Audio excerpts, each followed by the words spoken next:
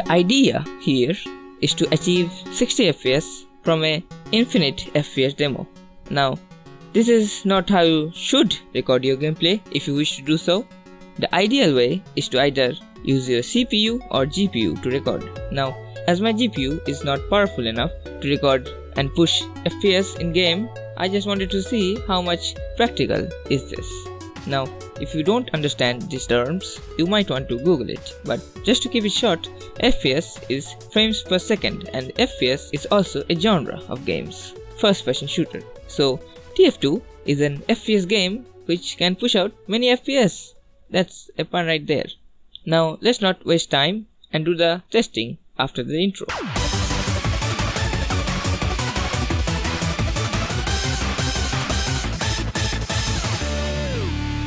As I mentioned before, my CPU is not powerful enough, so the ideal thing to do is to get a new GPU, which I will very soon. There's a new card, at least new for now, GTX 1660 and the Ti version. We'll get that. Now, we have everything ready and I'll start the recording, but before that, I have to set the FPS limit to 30. Now, while it records, I'll say a few things.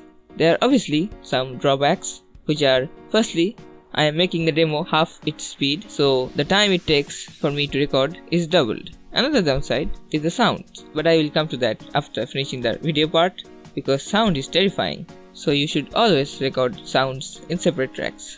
But we'll come to that later. As you can see, I have opened up the demo UI 2 and the demo UI, which I will be closing soon.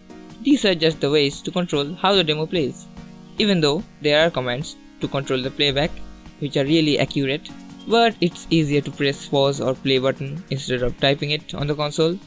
Anyway, did I mention this round is from an upcoming video? No spoilers though, it will be a fun one. I can always overclock my GPU, but even so it will not perform significantly better than what it does now, so it's not worth it. But even so, I'll buy a new card soon anyways, so a little overclock won't hurt much. Now enough of my GPU talk, I'll come back when the recording is finished. It's done. Now what I could do is open the video in VLC or any other similar media player and make the video faster from there. But there are two problems in that. First being that I can't easily export the footage, and the second, which is VLC, keeps the video on 30 FPS, making it faster, so there's no benefit in that. Anyway, before I put the video on the Premiere Pro timeline and make it fast forward from there, I should record the sounds first. With the sound, I am also recording the video, so it's easier for me to sync them up later. Now that all things are done and dusty, I'll head to the editing part. First, I'll create a 60 FPS timeline and put the 30 FPS video there. Then, make it 200% speed and bring the other videos, or accurately, sound. Now after doing the necessary adjustments like muting and other stuff, it's time for the actual sync. It might take a few minutes, so I'll fast forward it if it does.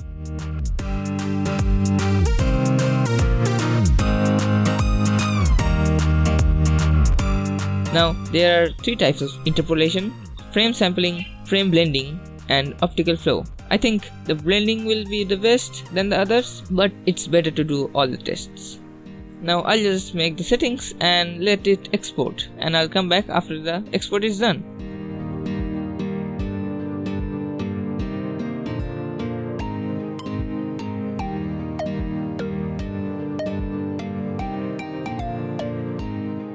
The tests are rendered out. Now it's time to see which one of them is usable, if any, in that matter. Let's put them on the screen too, so you all can share your thoughts on which one seems the best for you.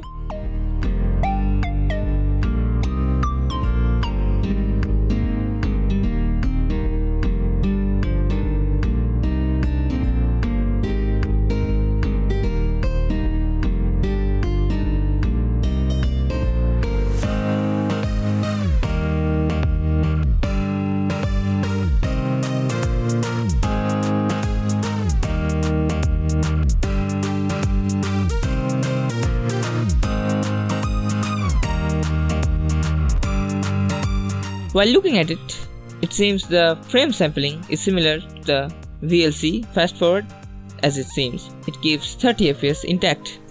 The frame blending certainly is pleasing to the eye but has a motion blur effect, which is not so bad, but sometimes it's too much blur for little movements.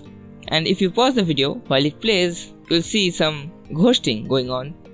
And then we have optical flow. Now if you want to use optical flow for adding frames, it's better just to use the 30 fps video and record at normal speed and use optical flow on that, so you save much more time.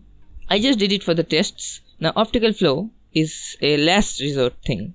It doesn't work well, but when it does, it's flawless. So it's like hit or miss, no pun intended.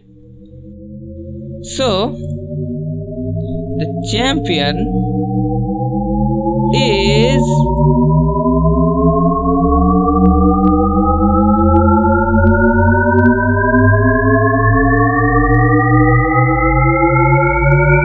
it's actually an illusion. The sound won't stop rising for eternity. Anyway, I'll let you pick the winner. If someone is watching the video, that is. It's like if there's a sound in the forest and no one is there to hear it. So it's actually not a sound. But anyway, it's not practical and I'll not use it. So that's that. If you enjoyed it, you can support me by subscribing and sharing this video. And before I go, here's another shepherd tone for you.